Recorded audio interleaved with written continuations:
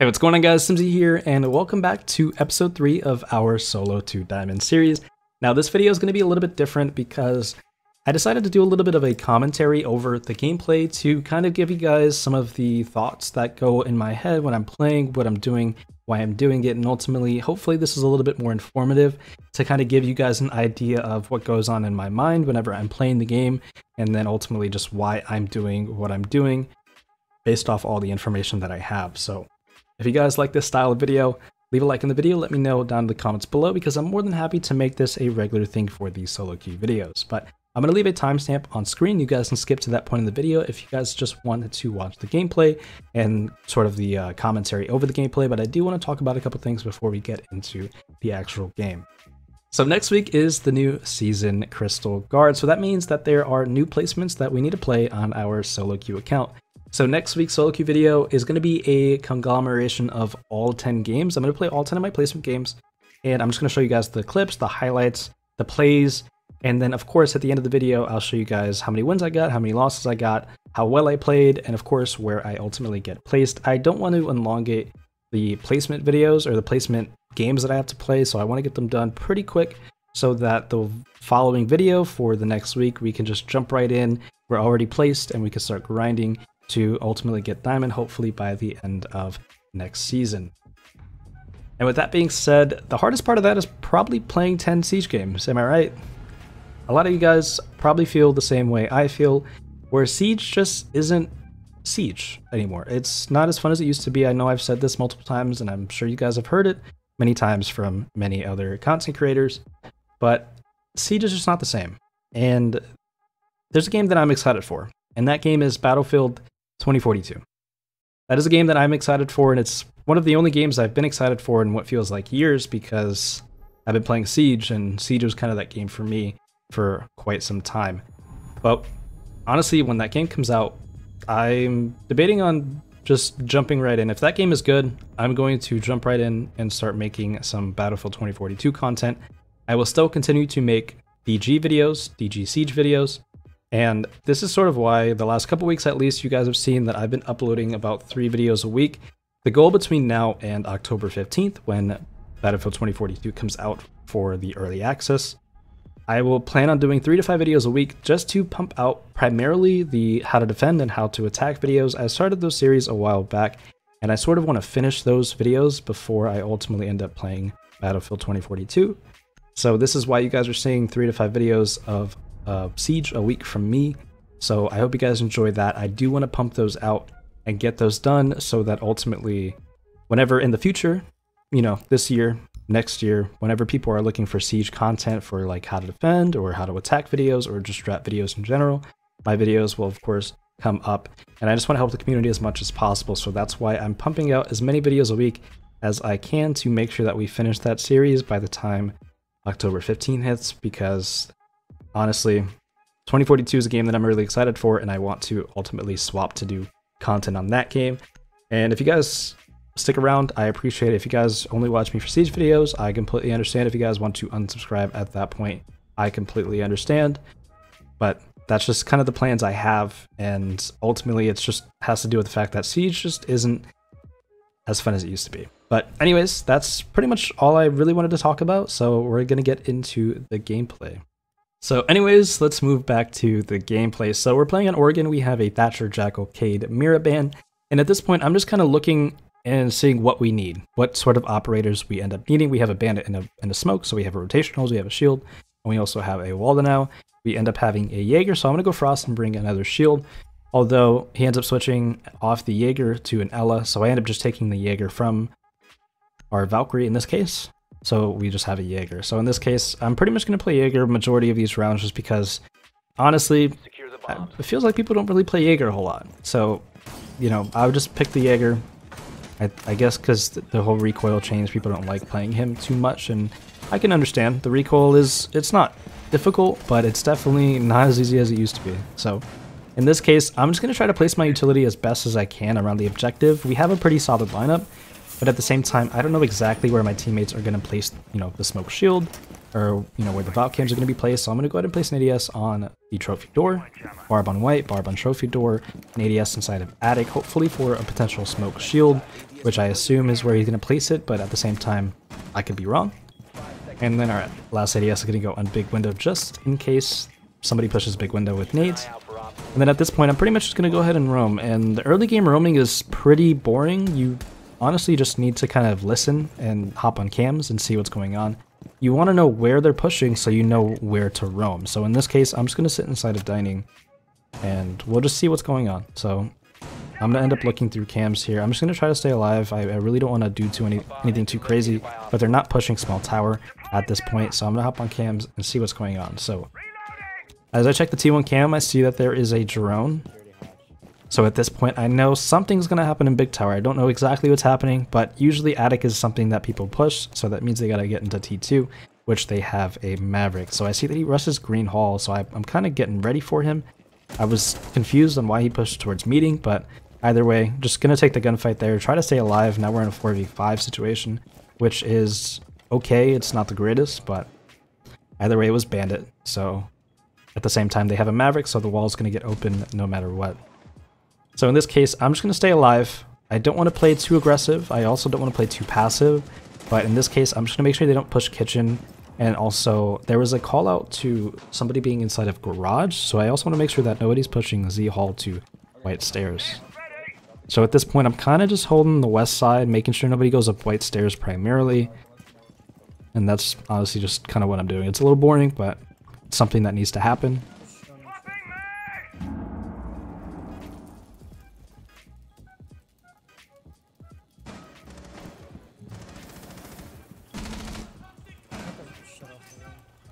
So for the next little bit, I'm pretty much going to just stick on white. Just kind of make sure I'm holding the flank. We're still in a 4v5 with a little over a minute left. And here's kind of where I decide to try and go for some sort of flank. Because now smoke is down and a play needs to be made. We have info inside of trophy, call-outs are being made. We do have that Valkyrie. I end up getting a kill on the IQ, it looks like. That skin is a little interesting. But we're still in a... We're actually now in a 3v3 or 4v3 situation, and I hear the Maverick drop. I honestly just really potato my shots there with the new Jaeger recoil, but either way, that's not the point. That guy kind of smoked me, not gonna lie, but in a 3v2 situation, smoke 20 HP, somebody repelling on kid's window, and the last one's unknown. He ends up walking up white stairs. I honestly probably should have been on the camera in this case, instead of spectating the smoke, but... Either way, we have the Valk cam there. Pretty good info. We know he's on white stairs after he gets that kill. And we end up winning the round, so... Pretty decent round. Definitely could have gone a little bit smoother. Definitely should have hit my shots on the Maverick there. But I mean, come on. Everybody potatoes at some point. Like, you guys can't say you don't potato, because that's just a lie. That is just a plain lie. Everybody kind of potatoes, and this was my first few games on. I just wanted to kind of get the solo queue video recorded, but... Anyways, we're going to play Jaeger again. We're going to end up going to the basement, and we have a pretty similar lineup, except we now have a Malusi, which is pretty solid. We still have the mute, and we end up actually swapping for a Clash, which honestly, Clash is pretty solid, especially in ranked. On the downstairs in Oregon, she is really good. Like, she can just stall a push so hard. So, I'm going to go ahead and reinforce. A lot of the time, hatches in ranked and solo queue really just don't get reinforced. As you can see, my teammates are making rotates and everything, so I'm kind of one of the only real people to like be able to go up and get the hatches. So I'm going to go ahead and get the lobby hatch. I'll go ahead and get the security hatch as well. Shoot some drones on the way. And I'm barricading the doors because a lot of the time you're going to be focused on the back push. So you want to make sure you barricade the doors on the front side or on the south side of the map, because if they do a front push, they have to break the barricades in order to actually get to the objective. So you have a little bit of time between the barricade getting shot and them actually getting into the site. So you have some time to kind of rotate, turn around, and watch the front. So since I got the hatches, I kind of have to rush downstairs. I still haven't placed my barb. I still have not placed my ADSs. The ADSs are going to be the most important because that shield on elbow right in front of me is something that I need to cover. So I'm just going to run around and play it safe because I don't want to get wallbanged through that door because they're going to be there pretty quickly. So I'm going to rotate the long way just to get there safely and place a couple ADSs for this shield. Now I'm going to place two here.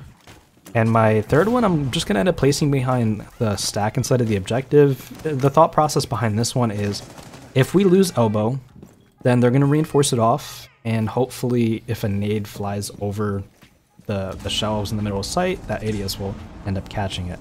So they end up opening the meeting hatch, so I'm going to play a little bit aggressive here on T1, just to kind of help out and hold T1, but we end up picking the person off of that meeting hatch. And we have a call out, the last two are pushing the backside. So we have this class. The class is really annoying, really annoying when it comes to that back push, because she could just stand there, she can zap you, she can call out. And I'm going to end up rotating to pick up the smoke because he's injured and he's super safe. I can pick him up right away. So we're in a 5v2 situation, which is pretty solid. And they're no longer pushing construction because the clash is there. They physically can't really push construction. So me and Malusi are going to rotate up and kind of just try to hold T1 and meeting, because the meeting hatch is open. So I'm going to end up taking the meeting control. And I'm just kind of going to sit here, listen. We hear that they're pushing lobby side, pushing garage. So I'm going to hold meeting hatch just to make sure that nobody drops it.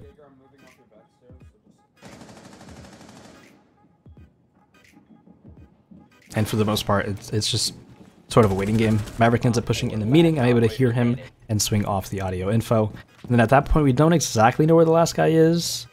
He ends up being in split. I lose the gunfight. And then, you know, I'm able to make the call out. Honestly, these guys were calling out a lot. It was really nice to have some teammates that were calling out. I've had so many games in the past where people just don't call out. You know, they just play really brain dead. And ultimately, we don't really have great chemistry. But it's a 4v1. They're honestly just going to start swinging, trying to find where this guy is, get refrags. So we end up getting a refrag on the ace. But overall, solid round. It was a little sloppy in the 4v1 situation, but at the same time, as long as they were kind of playing those refrags, which in that case they ended up playing the refrag pretty solid to get the kill.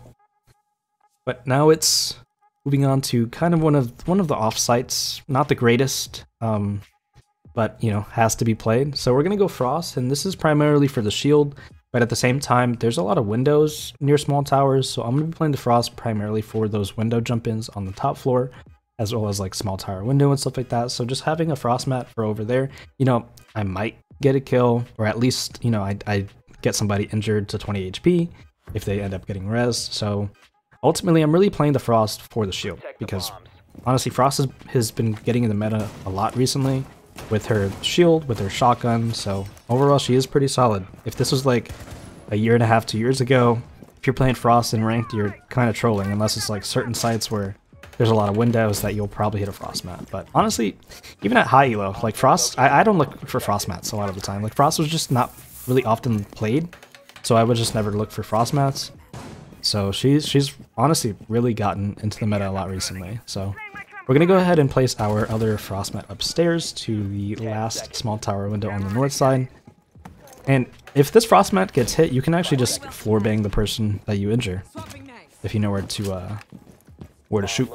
But the floor is soft right next to that window, so it's not too hard. So I'm going to go ahead and place our shield. I was going to place it in showers, but we already had the shield in showers, which is, I'm surprised. I honestly wasn't expecting that.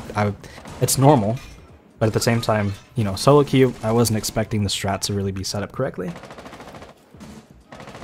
And there's just a little bit of pressure outside of small towers, so I'm kind of just playing showers hall. A drone ends up going by. But we're just kind of just playing info. We're just listening, we're seeing what's going on. And for the most part, this round is a little bit slow. But we have a pretty solid lineup. We have the Alibi Shield, Frost Shield, we have Mute for a while now. A Doc is always good on this site, having the 1.5. And then we have Jaeger for ADSs, as well as playing upstairs. So we're in a 5v3 situation. And those two people get kills, what seems like around kids and master side. We know there's a Nomad outside of small tower. You can see her getting pinged from the Alibi. And then there was a guy on the small tower stairs. I honestly really couldn't see that guy, so I didn't want to apply pressure and peek that guy again. So I end up backing off. And there's an ace upstairs for some reason. So there's two small tower and one upstairs around kids. I don't know exactly where this guy is, so I sort of want to play it safe. I don't want to walk in just blindly with no info. So for the most part, I just kind of want to play it safe near the objective.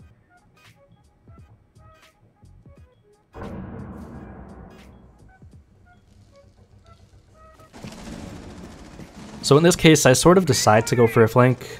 We had some callouts on cameras since we had the main cam up and we had the the armory cam hallway up.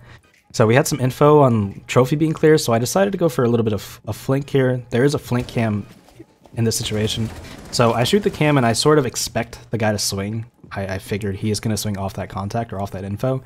I'm going to push into kids' dorms or games, and the Ace ends up walking down white. So what I want to do is drop the site fast to help my teammates. I don't want to just follow him, walk down white behind him.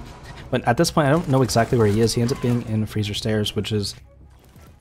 I wasn't expecting it. It was a very smart play on his part, but I just was not expecting him to walk down white and then walk to freezer stairs. But either way, a 1v2 situation, now a 1v1 with somebody injured. And he's just going to play the diffuser. The IQ had the diffuser in this case. We have info on the shower's hall cam, so we could see pretty much every way this guy can push. He ends up walking through dining, that we end up making the call out. And then the guy is just playing off the contact or off the swing of that person walking through dining. So, solid round. Honestly, this team was really good. Like, these guys were really good players. They were calling out. I've said it multiple times. Like, the call-outs on this team were just really, really good. So, moving on to attack. In this case, a lot of the time people go kids first. So I'm like, let me just go Maverick. I'll go Maverick. We'll do an attic push. I'll open up the attic wall, and we'll just do that because kids is pretty common. And a lot of the time, I feel like people don't play Maverick in solo queue. So I wanted just to pick the roll up, play the operator. I know what to do, and I can simply just ask somebody to come help me if I need to. The way these guys were communicating, I knew like if I just asked somebody to come over to Big Tower with me, it would happen. So I end up taking Big Tower in this case to do that normal Big Tower attic push. And I'm just going to kind of drone. I don't know exactly where the site is. It ultimately ends up being in kids, but I'm going to go ahead and drone downstairs because either way, I need to know that downstairs is clear in order to actually push Big Tower. I don't want to get flanked on the T1 stairs. So I'm going to go ahead and set up a drone in the basement and just kind of check pillars, make sure it's clear, and sort of set up a little bit of a flank drone on those stairs to watch it. 10 seconds to insertion. And then I'm going to spawn construction just so I can kind of repel NT2 right away, go for the wall. So it's a pretty basic T2 push. So Sledge and Ace, or Ash, not Ace, end up spawning with me. And we're all just going to be applying a lot of pressure in Big Tower. They have a pre-placed drone, so they're able to get in very, very quickly. So I immediately just repel into T2 because we had a T1 drone and nobody ended up coming up. So I'm going to go ahead and repel in T2 and I'm going to start hacking away at this wall. I do want to get some info in attic though, because I don't want to just start maving and have somebody like peeking the holes in front of me. So I'm going to go ahead and get a drone in there, make sure nobody's close, make sure nobody's vaulted up on the wood stack here, peeking over the blue box. I see that what seems like a bandit, or Mozzie I think, ends up running away. He ends up dropping attic, so I know attic is clear. I can at least get the wall. And then from there I can kind of continue to drone on. So I end up getting a little bit of a rotate in this wall. A lot of people like to make a line across the left side, a rotate hole on the right. You can do kind of whatever you want. Typically make that rotate crouch on the right hand side and then make a hole or at least a line on the left hand side. In this case, I'm going to make that hole on the left hand side because this is where I want to nade. I want to nade through this hole here. I don't want to have to go through the rotate hole, throw a nade, when I can just throw it from here. So I'm just going to throw it on the right hand side. This is usually where most people play. I only get a Kona station. I don't know where this Mozzie ends up being. But in this case, I'm just gonna kind of jiggle peek. I see the person is on the left-hand side, so I can easily just chuck a nade, bounce it off the back wall, and end up killing him. So I'm able to kill the guy inside of attic. And now I'm just making sure that nobody retakes his spot. We're in a 4v2 situation. Nomad and me are pushing attic. We have two people pushing trophy. I jiggle peek to get info on kids. I see that the person's there. I also drop, and I'm pre-firing the blue spot inside of kids. Now we're in a 4v1 situation. We have a rotate, but they have a rotate on top of white. And there's a call out that this person is playing that white rotate. So I'm going to play off the Nomad's contact. And we end up getting a pretty nice pinch. He was holding the white rotate. I was holding the game side of that rotate. So overall, a pretty solid round. And the games are not always like this. I did want to post this game mostly because of just the communication and the coordination that we ended up having, which I was seriously surprised. This is not something you really expect, especially I'm Plat 3 on this account. So in Plat 3 Elo, it's not really common, but either way, pretty solid round, really good team, and I hope you guys enjoy. If you guys enjoy this video, make sure to leave a like, hit that subscribe button if you guys are not subscribed already. If you guys like this commentary style content or commentary style videos, let me know down in the comments below. Leave a like on the video because I'm more than happy to do more of these. But anyways, guys, I will see you in the next video. Peace.